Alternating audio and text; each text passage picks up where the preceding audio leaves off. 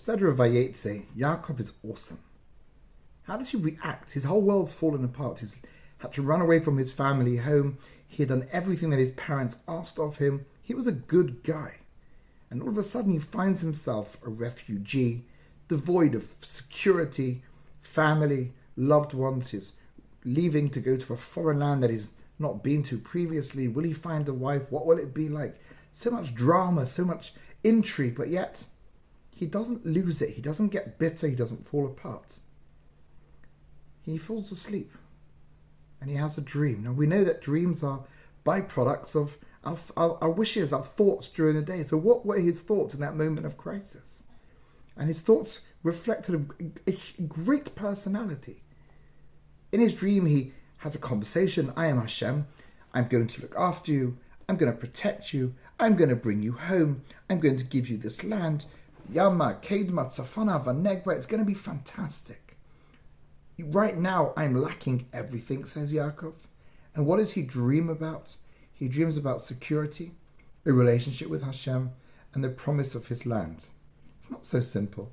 Not so simple to turn a moment of personal tragedy and despair into a view of positivity and a beautiful future.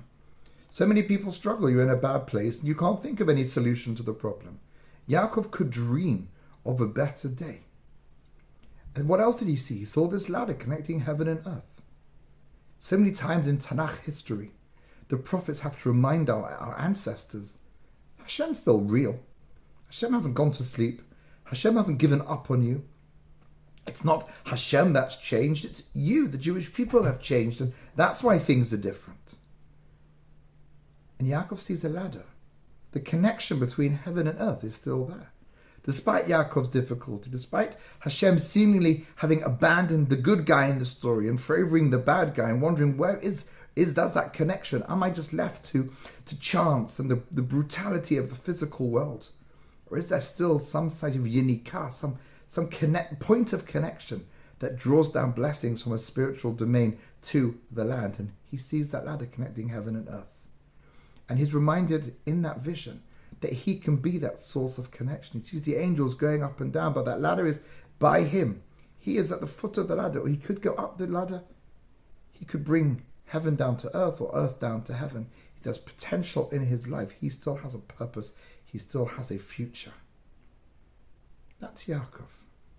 The guy that is holding on to something all the time. If last week he was holding on to his brother's ankle, and that was the source of Vayakveni zeh pa'amayim. Esav sees Yaakov's hanging on to things as the source of his deceit, of his corruption.